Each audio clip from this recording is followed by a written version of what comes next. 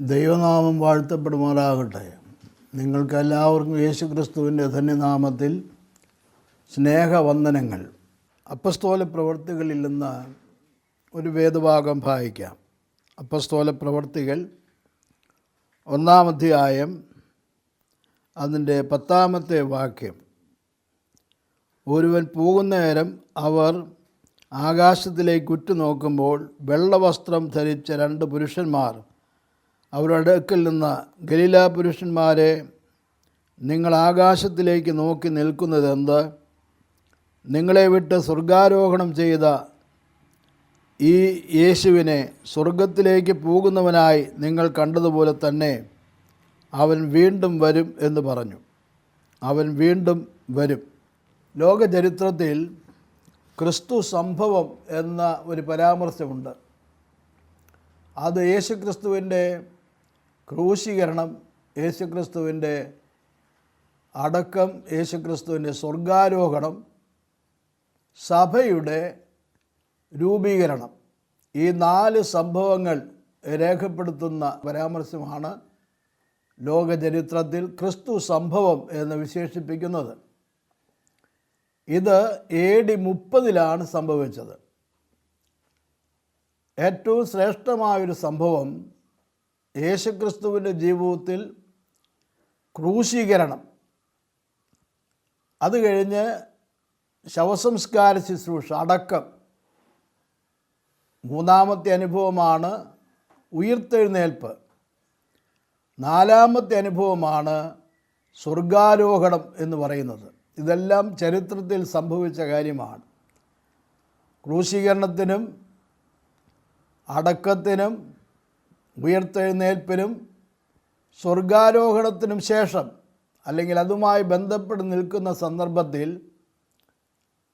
അപ്പസ്തോലന്മാർ സ്വർഗാരോഹണം ചെയ്ത യേശുവിനെ അവൻ പോകുന്നത് പോലെ കണ്ടുകൊണ്ട് നിൽക്കുകയാണ്. കണ്ടുകൊണ്ട് നിൽക്കുന്ന സമയത്ത് അവർക്ക് ലഭിച്ച ഒരു പ്രതികരണമാണ് ഇവിടെ കാണുവാൻ കഴിയുന്നത്. ഗലീല പുരുഷന്മാരെ, നിങ്ങൾ ആകാശത്തിലേക്ക് നോക്കി നിൽക്കുന്നത് എന്ത്? അവൻ വീണ്ടും വരും എന്നുള്ള ഒരു സ്വർഗീയമായ വിളംബരം, രാജകീയമായ വിളംബരം അവിടെ കാണുവാൻ, കേൾക്കുവാനായിട്ട് സാധിക്കും. അത് വളരെ സുപ്രധാനമായ കാര്യമാണ്. ഭൗമികമായ നിലയിൽ നാം ചിന്തിക്കുമ്പോൾ ഒരു മനുഷ്യൻ മരിച്ചു, ആ മനുഷ്യൻ അടക്കപ്പെട്ടു, പിന്നെ ഒരു കാര്യവും നമുക്കറിഞ്ഞുകൂടാ, അജ്ഞാതമാണ്, അതിനെപ്പറ്റി ഒരു കാര്യവും നമുക്കറിഞ്ഞുകൂടാ. എന്നാൽ ഇവിടെ ഉയർപ്പ് കാണുന്നുണ്ട്. അത് ലോകത്തിൽ ആർക്കും അങ്ങനെ സംഭവിക്കുന്നില്ല. യേശുക്രിസ്തുവിന് മാത്രമേ ഉയർപ്പുള്ളൂ. ഉയർപ്പ് കഴിഞ്ഞ് സ്വർഗാരോഹണം ചെയ്തു, സ്വർഗത്തിലേക്ക് എടുക്കപ്പെട്ടു കർത്താവായ യേശുക്രിസ്തു. ആ യേശുക്രിസ്തു വീണ്ടും വരും എന്നാണ് അപ്പസ്തോല പ്രവർത്തികളിൽ ഈ രാജകീയ വിളംബരത്തിലൂടെ നമുക്ക് കേൾക്കാൻ സാധിക്കുന്നത്. അതുപോലെ പ്രത്യാശാദായകമായ, പ്രതീക്ഷാനിർഭരമായ ഒരു അനുഭവമാണ് യേശുക്രിസ്തു വീണ്ടും വരും എന്നുള്ളത്.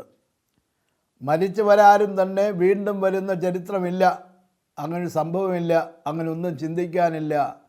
എന്നാൽ വീണ്ടും വരുന്നത് കർത്താവായ യേശുക്രിസ്തു മാത്രമാണ്. ഈ അപ്പസ്തോല പ്രവൃത്തികളുടെ പുസ്തകം 2-ാം അധ്യായത്തിലാണ് ദൈവസഭ രൂപം കൊള്ളുന്നത്. അത് മർക്കോസിൻ്റെ മാളികമുറിയിൽ 120ഓളം പേര് ചേർന്ന് ഒരു പ്രാർത്ഥനാ സംഘം എന്ന നിലയിൽ കഴിയുമ്പോൾ അവിടെയാണ് ദൈവത്തിൻ്റെ പരിശുദ്ധാത്മാവ് ചരിത്രത്തിൽ ആദ്യമായിട്ട് പ്രത്യക്ഷപ്പെടുകയാണ്. പരിശുദ്ധാത്മാവിൻ്റെ വരവ് അതായിരുന്നു. ആ സംഭവത്തോടു കൂടെയാണ് ദൈവസഭയുടെ രൂപീകരണം സംഭവിച്ചത്, സ്ഥാപനം സംഭവിച്ചത്. അത് കർത്താവ് ആരംഭിച്ചു. കർത്താവാണ് തുടക്കക്കാരൻ.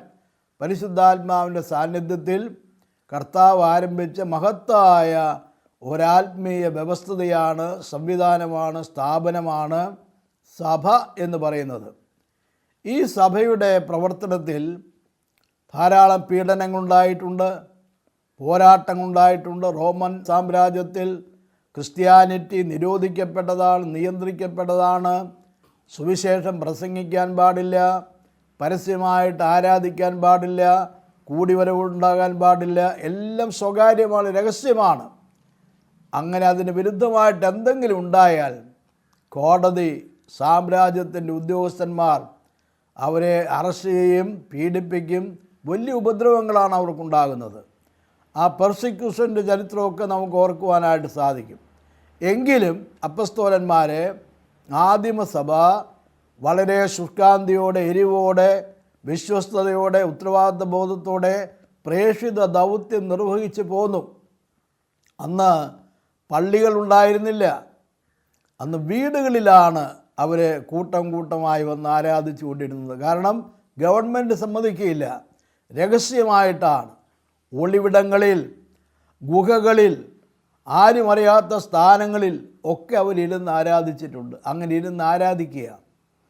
ആ സമൂഹം നൂറ്റാണ്ടുകളോളം ഈ ഭൂമിയുടെ പരപ്പിൽ അങ്ങിങ്ങായി കൂടി വന്ന് സഞ്ചാരികളെപ്പോലെ, തീർത്ഥാടകരെപ്പോലെ ഇങ്ങനെ ആരാധിച്ച് ജീവിച്ച് മുൻപോട്ട് പോവുകയാണ്. എങ്കിലും അവർക്കൊരു വലിയ പ്രതീക്ഷയുണ്ട്. അവർ പ്രതീക്ഷിക്കുന്നത് കർത്താവായ യേശുക്രിസ്തു വീണ്ടും വരും എന്നാണ്. മത്തായിയുടെ സുവിശേഷം ഉൾപ്പെടെയുള്ള സുവിശേഷ ഭാഗങ്ങൾ വായിക്കുമ്പോൾ കാലത്തിൻ്റെ അവസാനത്തെപ്പറ്റി, യേശുക്രിസ്തുവിൻ്റെ മടങ്ങിവരവിനെപ്പറ്റിയൊക്കെ വളരെയേറെ സൂചനകൾ നൽകിയിട്ടുണ്ട്. വലിയ വലിയ സൂചനകൾ നൽകിയിട്ടുണ്ട്. അതൊന്നും ഞാൻ വിസ്തരിക്കുവാനായിട്ട് ഇപ്പോൾ ആഗ്രഹിക്കുന്നില്ല.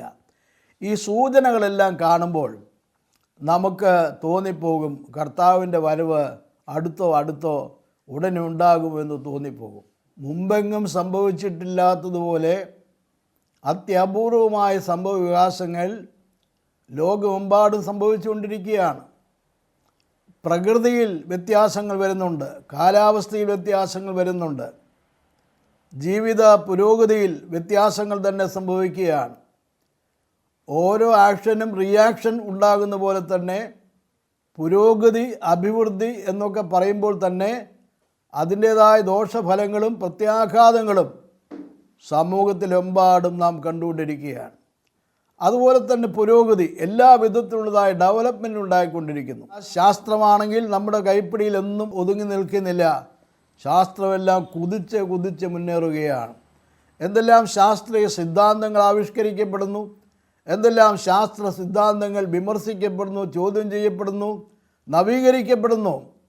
പുതിയ ശാസ്ത്രീയ ഫോർമുലകൾ മുമ്പോട്ട് കൊണ്ടുവരികയാണ്.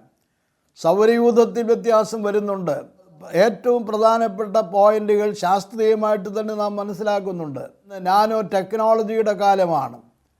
IT മേഖലയാണെങ്കിൽ വളരെയേറെ അഭിവൃദ്ധി പ്രാപിച്ചിട്ടുണ്ട്. മനുഷ്യൻ്റെ ബുദ്ധി വികാസം, അന്വേഷണ ത്വര, കണ്ടെത്താനുള്ളതായ സാമർഥ്യം എല്ലാം വർദ്ധിച്ചുകൊണ്ടിരിക്കുകയാണ്. ഇന്ന് ആർട്ടിഫിഷ്യൽ ഇൻ്റലിജൻസിൻ്റെ കാലമാണ്. മനസ്സിൽ എന്താണോ സംഭവിക്കാൻ ആഗ്രഹിക്കുന്നത് അതെല്ലാം ദൃശ്യമായിട്ട് ആവിഷ്കരിക്കാൻ സാധിക്കുന്ന പോലുള്ളതായ വർദ്ധിതമായ അത്ഭുതകരമായ പുരോഗതിയാണ്. അതുപോലെ തന്നെ പൊളിറ്റിക്കൽ ഫീൽഡിലേക്ക് ചെല്ലുകയാണെങ്കിൽ ഓരോരോ രാഷ്ട്രീയമായ സിദ്ധാന്തങ്ങൾ, രാഷ്ട്രമീമാംസകളെല്ലാം മാറി വന്നുകൊണ്ടിരിക്കുന്നു. ചക്രവർത്തിമാർ ഭരിക്കുന്ന കാലമുണ്ടായിരുന്നു.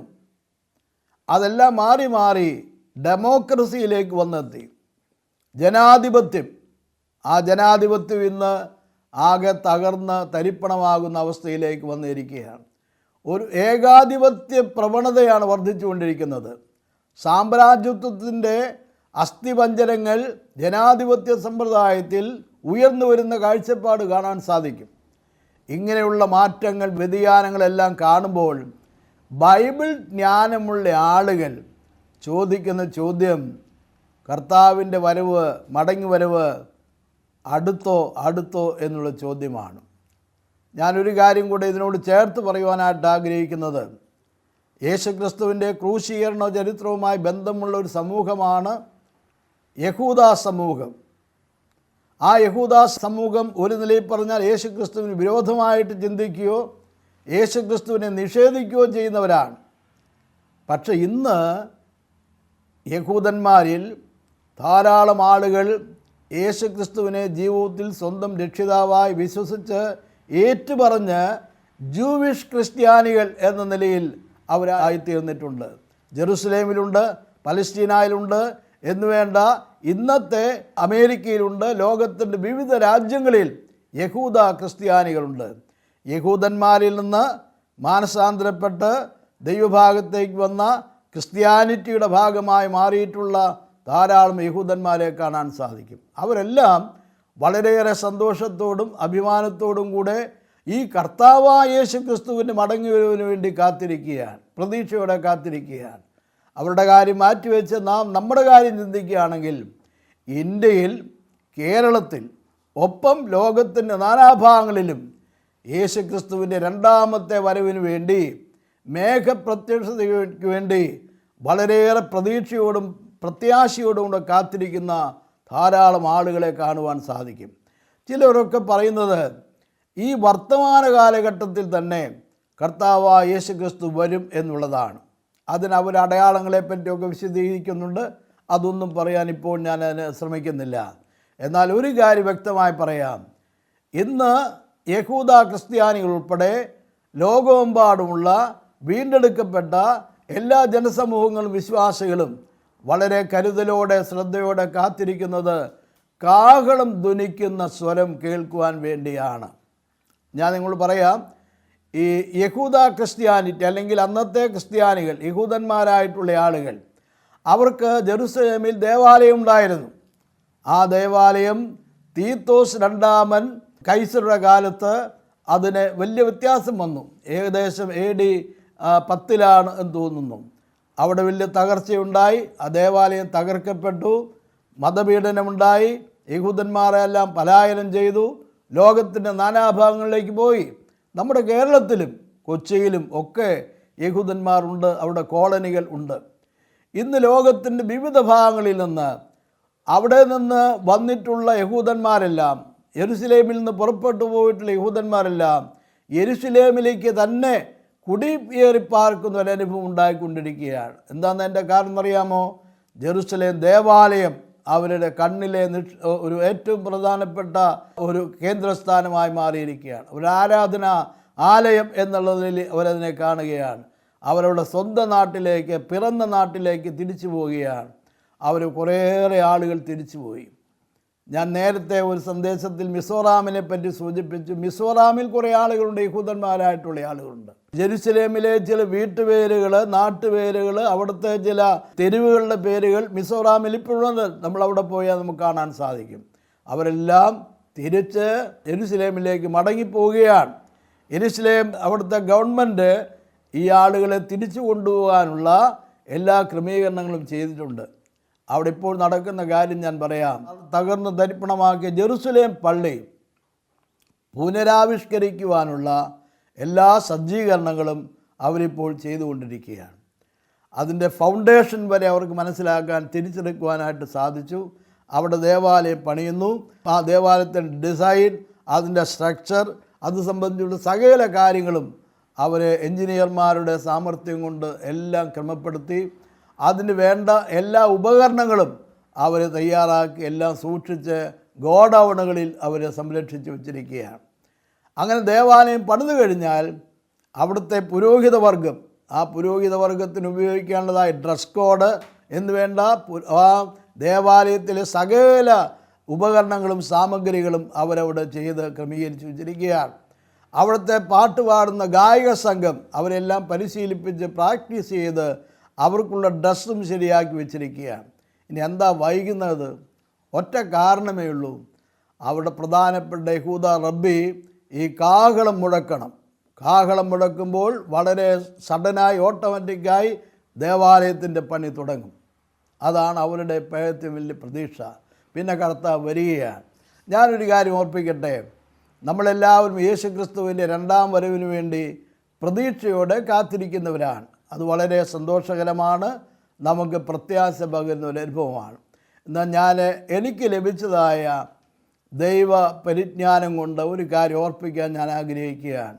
കർത്താവായ യേശുക്രിസ്തുവിൻ്റെ വരവിന് മുൻപ് സഭയ്ക്ക് സമ്പൂർണമായ ഒരു പ്രിപ്പറേഷൻ ഏറ്റവും ആവശ്യമാണ്. എന്തിനാണ് കർത്താവ് വരുന്നത്? പെർഫെക്റ്റായിട്ടുള്ള ഒരു ക്രൗഡിനെ ചേർക്കുവാൻ വേണ്ടി കർത്താവ് വരികയാണ്. സഭയുടെ ചേർപ്പ്, സഭയെ ചേർക്കാൻ വേണ്ടി കർത്താവ് വരികയാണ്. ഈ ഒരു സമൂഹം വളരെ വിശുദ്ധിയോടെ, സന്തോഷത്തോടും പ്രത്യാശയോടും ഒരുക്കത്തോടും കൂടെ കാത്തിരിക്കണം. അങ്ങനെ കാത്തിരിക്കുന്ന വിശ്വാസ സമൂഹത്തെ ചേർക്കുവാൻ വേണ്ടിയാണ് കർത്താവായ യേശു ക്രിസ്തു മധ്യാകാശത്തിൽ വരുന്നത്. അതിനും കാഹളത്തിൻ്റെ അകമ്പടിയുണ്ട് എന്ന് തിരുവെഴുത്ത് പറയുകയാണ്.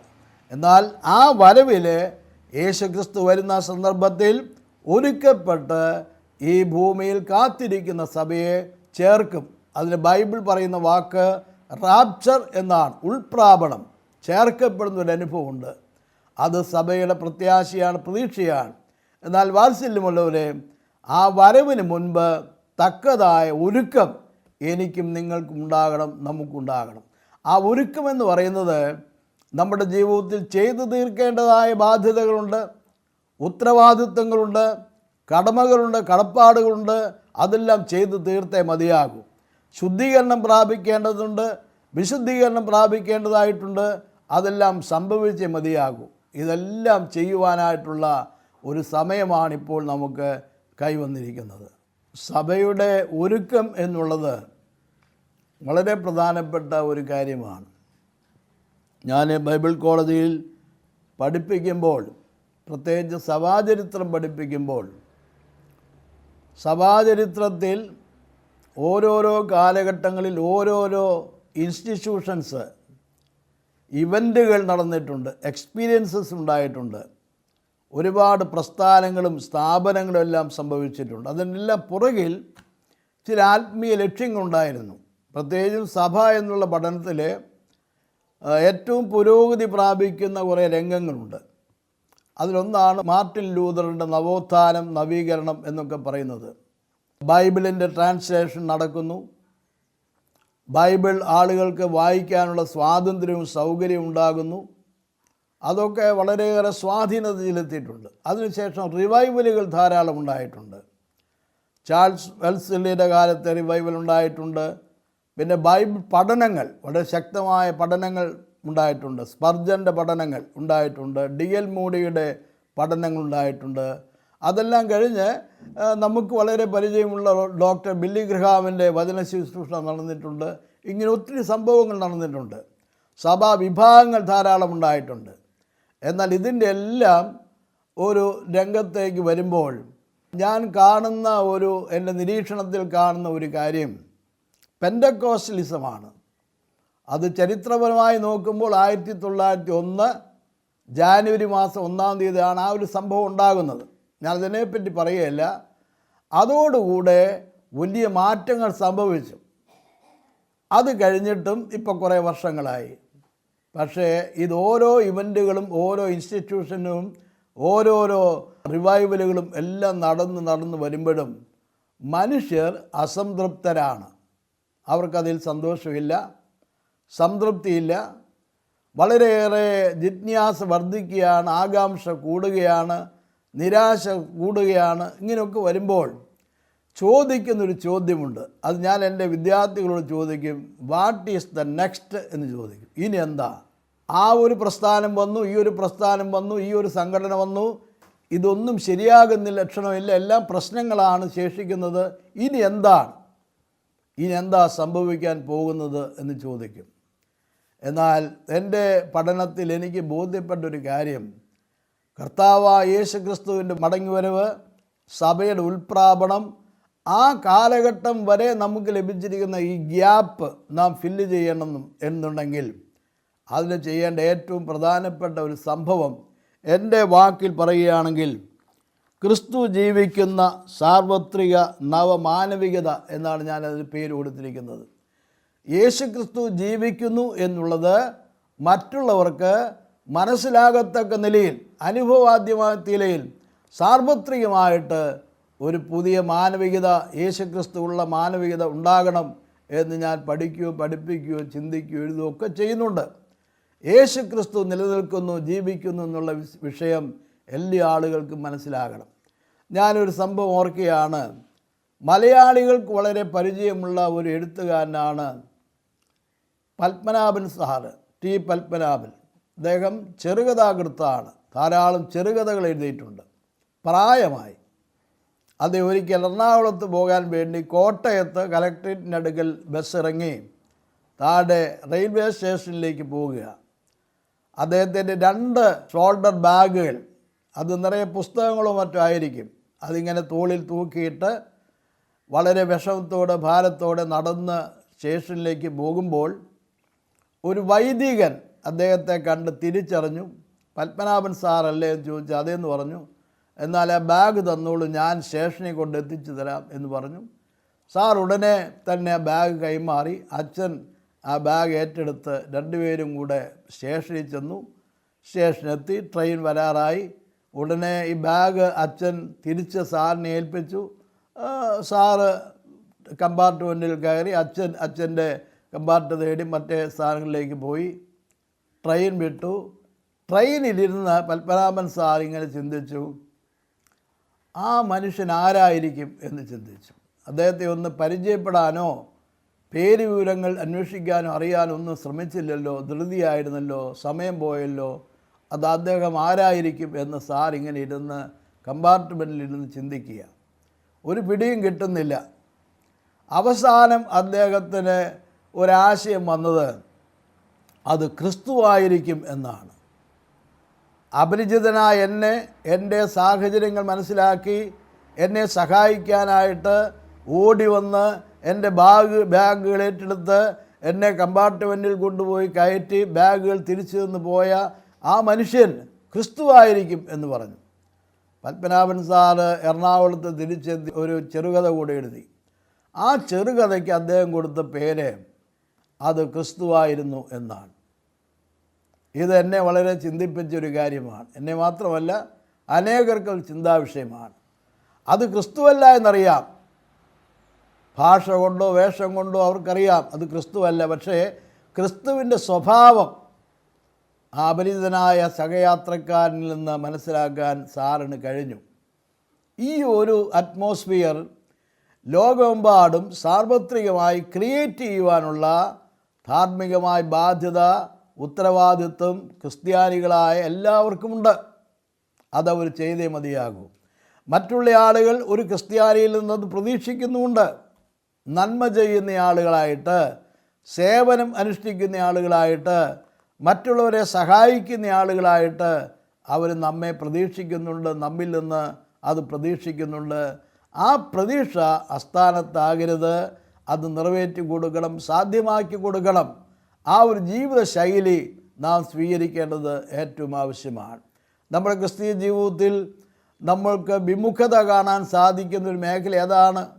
മറ്റുള്ളവരെ സഹായിക്കുക, മറ്റുള്ളവർക്ക് നന്മ ചെയ്യുക ബുദ്ധിമുട്ടുള്ള കാര്യമാണ്.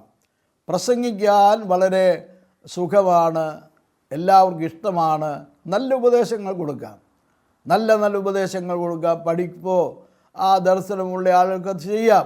എന്നാൽ മറ്റുള്ള ആളുകളുടെ സാഹചര്യം മനസ്സിലാക്കി ഇറങ്ങിച്ചെന്ന് അവരെ കണ്ടെത്തി അവരെ സഹായിച്ച് വിശ്വാസ ജീവിതത്തിൽ അവരെ ധൈര്യപ്പെടുത്തുവാനോ നിലനിർത്തുവാനോ എല്ലാ സാധാരണ ജീവിതത്തിൽ അവരെ കൈപിടിച്ച് മുൻപോട്ട് നയിക്കാനുള്ള ആ സേവന മനോഭാവം നമുക്കുണ്ടാകേണ്ടത് ഏറ്റവും ആവശ്യമാണ്. ആ ഒരു ശുശ്രൂഷ ഇന്ന് വാസ്തവത്തിൽ സംഘടിതമായ നിലയിൽ ധാരാളം വിശ്വാസികൾ, സഭകൾ, ഇടവകകൾ, ദേവാലയങ്ങൾ, സഭാവിഭാഗങ്ങളൊക്കെ ചെയ്തുകൊണ്ടിരിക്കുന്നുണ്ട്. അത് സന്തോഷകരമായ കാര്യമാണ്. എത്രയോ വിശ്വാസ സമൂഹങ്ങൾ പരോപകാര പ്രവർത്തനങ്ങളിൽ ഏർപ്പെടുന്നു, ജീവകാരുണ്യ പ്രവർത്തനങ്ങളിൽ ഏർപ്പെടുന്നു, നന്മ പ്രവർത്തികൾ നടത്തുന്നു. ആതുരാലയങ്ങൾ, ആശുപത്രികൾ, അനാഥശാലകൾ, വൃദ്ധ ദമ്പതിമാരെ സംരക്ഷിക്കുന്ന സ്ഥാപനങ്ങൾ ഒക്കെ ധാരാളമുണ്ട്. കുട്ടികളെ സംരക്ഷിക്കുന്നു, അവരെ പഠിപ്പിക്കുന്നു, അവർക്ക് വേണ്ട സഹകരണങ്ങൾ ചെയ്തു കൊടുക്കുന്ന എല്ലാമുണ്ട്. എല്ലാ പ്രവർത്തനങ്ങളുണ്ട്. സംഘടിതമായ പ്രവർത്തനങ്ങൾ ധാരാളമുണ്ട്. കത്തോലിക്ക സഭ, ഓർത്തഡോക്സ് സഭ, മർത്തോമാ സഭ, ഞാൻ പേരുകൾ പറയുന്നില്ല, ധാരാളം സഭാവിഭാഗങ്ങളുണ്ട്. ഓരോ സഭാവിഭാഗങ്ങൾക്കും അവരവരുടേതായ ആശ്വാസ മന്ദിരങ്ങളോ പ്രവർത്തന സാഹചര്യങ്ങളോ സംവിധാനങ്ങളോ സ്ഥാപനങ്ങളോ എല്ലാം ഉണ്ട്. അതോർത്ത് ഞാൻ ദൈവത്തെ സ്തുതിക്കുന്നു. ഒരു ഫാദർ ഡാമിയൻ എഴുന്നേറ്റ് വന്നു, കുഷ്ഠരോഗികളെ തേടി വന്നു. കുഷ്ഠരോഗികളെ ശുശ്രൂഷിക്കുവാൻ, കണ്ടെത്തുവാൻ, അവരെ ശുശ്രൂഷിച്ച് അവസാനം ഒരു കുഷ്ഠരോഗിയായിട്ട് ഫാദർ ഡാമിയൻ മരിച്ചുപോയി. നമുക്കതറിയാം. ഒരു മദർ തെരേസ എഴുന്നേറ്റ് വന്നു, അവർക്കും സുഖമായി ജീവിക്കാമായിരുന്നു. അതെല്ലാം ത്യജിച്ച് അശരണരായ ആളുകളെ കണ്ടെത്തി, തെരുവിൽ വലിച്ചെറിയപ്പെടുന്ന ചോര കുഞ്ഞുങ്ങളെ കണ്ടെത്തി, വൃദ്ധരായ ആളുകളെ കണ്ടെത്തി, നിസ്സഹായരായ ആളുകളെ കണ്ടെത്തി അവരെ പോയി കണ്ടു, അവരെ സംരക്ഷിച്ചു. അവരെയൊക്കെ അനുഗ്രഹിക്കപ്പെട്ട നിലയിൽ പ്രത്യാശയുള്ളവരായി ജീവിക്കാൻ സാധിച്ചു. ഫ്ലോറൻസ് നൈറ്റിംഗേലിൻ്റെ ചരിത്രം അതുതന്നെയാണ്. ഹെലൻ കെല്ലറുടെ ചരിത്രം അതുതന്നെയാണ്. എല്ലാ കാര്യങ്ങളിലും നമുക്ക് മാതൃകയായി ധാരാളം മനുഷ്യ സ്നേഹികൾ നമുക്ക് ചുറ്റും നടക്കുന്നുണ്ട്, ഇന്നും നടക്കുന്നുണ്ട്. അങ്ങനെയുള്ള പല ആളുകളെയും എനിക്കറിയാം. അവരെല്ലാം ചെയ്യാവുന്ന ശുശ്രൂഷകൾ ചെയ്ത് മുൻപോട്ട് പോവുകയാണ്. എന്നാൽ ഇതിൻ്റെ ഒന്നും ആവശ്യമില്ലാത്ത നിലയിൽ നാം ജീവിക്കുന്നു. പക്ഷേ അത് പാടില്ല. ഇനി നമുക്ക് കാണാതെ പോയവരെ തിരിച്ച് അന്വേഷിക്കാം, കണ്ടെത്താം, ചേർത്ത് നിർത്താം, അവരെ സഹായിക്കാം. ആ ഒരു സന്നദ്ധത, സേവന സന്നദ്ധത നമുക്കുണ്ടാകാം. ദൈവം അതിന് നമ്മെ സഹായിക്കട്ടെ.